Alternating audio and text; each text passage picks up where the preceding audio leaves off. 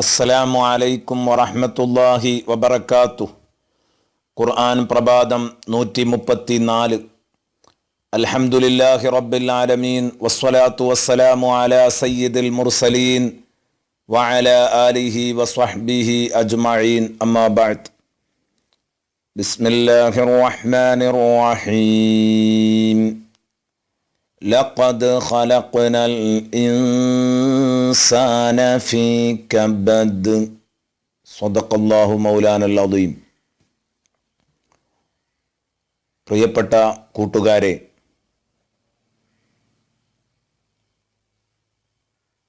സൂറത്തുൽ ബലദിൻ്റെ പ്രമേയത്തിലേക്കാണ് നമ്മൾ ഇന്ന് കടന്നു വരുന്നത്. മക്കയെ പിടിച്ചും മനുഷ്യകുലത്തെ പിടിച്ചും സത്യം ചെയ്തുകൊണ്ട് അള്ളാഹു പരിചയപ്പെടുത്തുകയാണ്. ലഖദ് ഖലഖ്നൽ ഇൻസാന ഫീ കബദ്. തീർച്ചയായും മനുഷ്യ സമൂഹത്തെ നാം പടച്ചിട്ടുള്ളത്, മനുഷ്യകുലത്തെ പടച്ചിട്ടുള്ളത് ഫീ കബദ്, കഷ്ടപ്പാടുകളുടെ മധ്യത്തിലാണ്. മനുഷ്യൻ്റെ ജീവിതം എ ടു സെഡ് അത് പ്രയാസങ്ങളും പ്രാരാബ്ദങ്ങളും ബുദ്ധിമുട്ടുകളും നിറഞ്ഞതായിരിക്കും. ബഹുമാനപ്പെട്ട അബൂ സഊദ് റളിയല്ലാഹു അൻഹു ഈ ആയത്ത് വിശദീകരിച്ചുകൊണ്ട് പറഞ്ഞു, ഫഇന്നഹു ലാ യസാലു യുഖാസി ഫുനൂന ഷദായിദ് മിൻ വഖ്തി നഫ്ഖിർ റൂഹി ഇലാ നസ്ഇഹാ. ആത്മാവ് ഊതിയത് മുതൽ ആ ആത്മാവ് അവൻ്റെ ശരീരത്തിൽ നിന്ന് ഊരിയെടുക്കുന്നത് വരെ, ജനനം മുതൽ മരണം വരെ വിവിധ തരത്തിലുള്ള പ്രയാസങ്ങൾ മനുഷ്യൻ അനുഭവിച്ചുകൊണ്ടിരിക്കും എന്നാണ് ഇതിൻ്റെ അർത്ഥം. ഇതൊരു പൊതു തത്വമാണ്. ഇന്നലെ നാം പറഞ്ഞതുപോലെ വാലിദിം വമാ വലത്, പിതാവിന് പിതാവെന്ന നിലക്കും മക്കൾക്ക് മക്കളെന്ന നിലക്കും എല്ലാം ഇത് എപ്പോഴും അനുഭവിച്ചു കൊണ്ടിരിക്കും. ഇത് ഇന്നും ഇന്നലെയും തുടങ്ങിയതല്ല. ലോകത്തിൻ്റെ തുടക്കം മുതൽ, മനുഷ്യലോകത്തിൻ്റെ തുടക്കം മുതലുണ്ട്. ആദം നബി അലൈഹിസ്സലാം മുതൽ തുടങ്ങിയതാണ് ഈ സംഭവം എന്നാണ് നമ്മെ പഠിപ്പിക്കുന്നത്.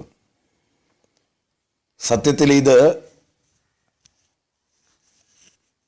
മക്കാ ഖുറൈശികളിൽ നിന്ന് തിരുനബി സല്ലല്ലാഹു അലൈഹി വസല്ലം അനുഭവിച്ചു കൊണ്ടിരുന്ന വലിയ വിഷമങ്ങളെ ഒന്ന് ലഘൂകരിക്കാൻ, ആ വിഷയത്തിൽ തിരുനബി സല്ലല്ലാഹു അലൈഹി വസല്ലമ തങ്ങളെ സമാധാനിപ്പിക്കാനും കൂടെയാണ് അല്ലാഹു തആല പറഞ്ഞത്.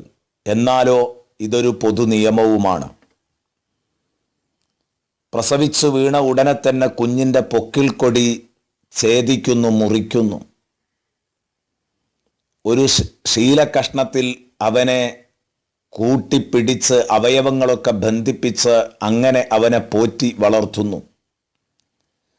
കുറച്ചു കഴിയുമ്പോൾ ചേലാകർമ്മം, അതുപോലെ തന്നെ ജീവിതത്തിൻ്റെ വിവിധ ഘട്ടങ്ങളിൽ വിവിധ വേദനകൾ അവൻ അനുഭവിച്ചു കൊണ്ടിരിക്കുന്നു.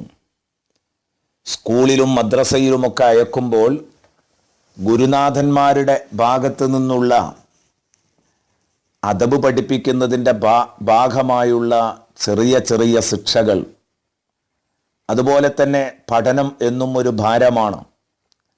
അതിരാവിലെ തന്നേക്കാൾ ഭാരമുള്ള ബാഗും ചുമന്ന് പോകുന്ന കുഞ്ഞുങ്ങളെ കാണുമ്പോൾ, ചെറിയ LKG മക്കളെപ്പോലും കാണുമ്പോൾ നിങ്ങൾക്ക് വിഷമം തോന്നാറില്ലേ? അതെ, മനുഷ്യൻ അന്നു മുതൽ പ്രയാസങ്ങൾ ഇങ്ങനെ തുടങ്ങുകയാണ്. പിന്നെ വന്ന് അവൻ്റെ ജീവിതത്തിൽ അവൻ കല്യാണം കഴിക്കുന്നതോടുകൂടെ വീണ്ടും ഒരു വലയിലേക്ക് വീഴുകയാണ്. പിന്നെ മക്കൾ, പ്രാരാബ്ധങ്ങൾ, വീട്, അതുപോലെ തന്നെ ഉപജീവനം കണ്ടെത്തുക, ഇങ്ങനെ എന്നും ഒരു സമാധാനമില്ല. അങ്ങനെ ഇരിക്കുമ്പോഴേക്കും മനുഷ്യന് വാർദ്ധക്യം വരുന്നു. പിന്നീട് പറയാനുമില്ലല്ലോ. പിന്നീടുള്ള കാലങ്ങൾ കൊക്കിയും കുരച്ചും സഹിച്ചും അങ്ങനെ അങ്ങ് മക്കൾക്ക് പോലും വെറുത്ത് തള്ളി നീക്കുന്ന സമയങ്ങൾ. ഇതെല്ലാം ഉദ്ദേശിച്ചുകൊണ്ടാണ് പണ്ഡിതന്മാർ വളരെ കൃത്യമായിട്ട് ഈ സംഗതികളെല്ലാം നമ്മെ പഠിപ്പിക്കുന്നുണ്ട്. ഞാൻ ഈ പറഞ്ഞത് മുഴുവനും തഫ്സീർ ഗ്രന്ഥങ്ങൾ വളരെ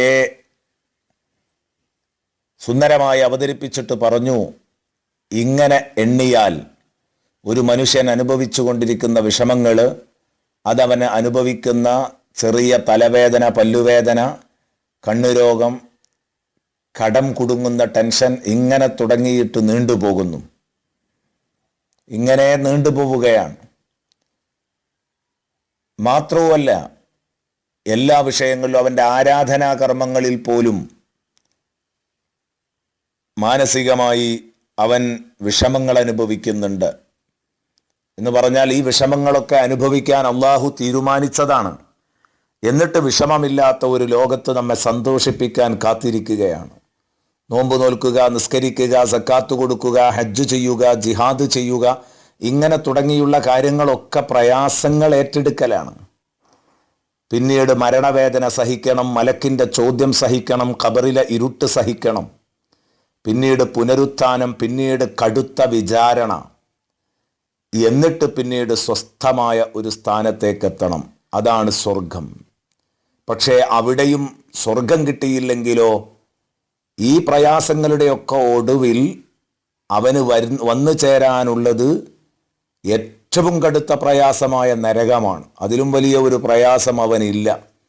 ഇതാണ് അല്ലാഹു തആല സൂറത്തുൽ ഇൻഷിഖാഖിൽ പറഞ്ഞത് കാണാം, ലതർകബുന്ന ത്വബഖൻ അൻ ത്വബഖ്, ലതർകബുന്ന ത്വബഖൻ അൻ ത്വബഖ്. നിങ്ങൾ ഒരു പ്രയാസത്തിൽ നിന്ന് മറ്റൊരു പ്രയാസത്തിലേക്ക് ഇങ്ങനെ കയറിക്കൊണ്ടിരിക്കുകയാണ്.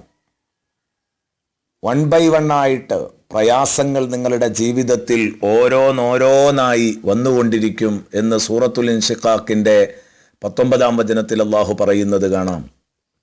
എന്ന് പറയുമ്പോൾ ജീവിതത്തിൽ ചില സുഖങ്ങളെല്ലാം ഇല്ലേ എന്ന് ചോദിക്കും. സത്യത്തിൽ ഭൗതിക ജീവിതത്തിലെ സുഖങ്ങളെല്ലാം എന്തെങ്കിലും വേദന അകറ്റുന്നതിൻ്റെ ഭാഗമാണ്. ഭക്ഷണം കഴിക്കുമ്പോൾ ഒരു സുഖം തോന്നും, പക്ഷേ അത് വിശപ്പ് എന്ന വേദന അകറ്റുകയാണ്, അത്രയേ ഉള്ളൂ.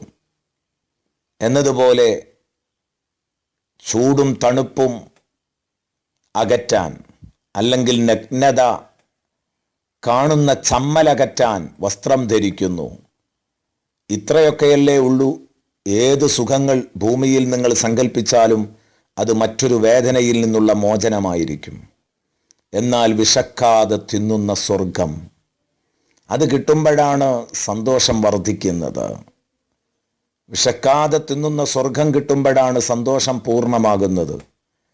എന്നതുപോലെ അലങ്കാരത്തിന് വേണ്ടി മാത്രം വസ്ത്രം ധരിക്കുന്ന സ്വർഗം നമ്മുടെ മുമ്പിലെത്തുമ്പോഴാണ് നമുക്ക് സന്തോഷം പൂർണ്ണമാകുന്നത്. അപ്പോൾ ദുനിയാവെന്ന് പറയുന്നത് ഇവിടെ 100% സുഖിച്ചു കളയാമെന്ന് ആരും കരുതണ്ട. ദുനിയാവിൽ പലപ്പോഴും നമുക്ക് പ്രയാസങ്ങളും ബുദ്ധിമുട്ടുകളും തന്നെയായിരിക്കും.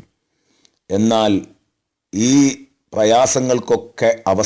പ്രയാസങ്ങൾക്കൊടുവിൽ ഒരു നല്ല ജീവിതം നമുക്ക് വരാനുണ്ട്. അത് നാളെയാണ്, പരലോകത്താണ്. അള്ളാഹു സ്വർഗം ലഭിക്കുന്നവരുടെ കൂട്ടത്തിൽ നമ്മെ ഉൾപ്പെടുത്തട്ടെ. ആമീൻ. അസ്സലാമു അലൈക്കും വറഹ്മത്തുള്ളാഹി വബറകാതുഹു.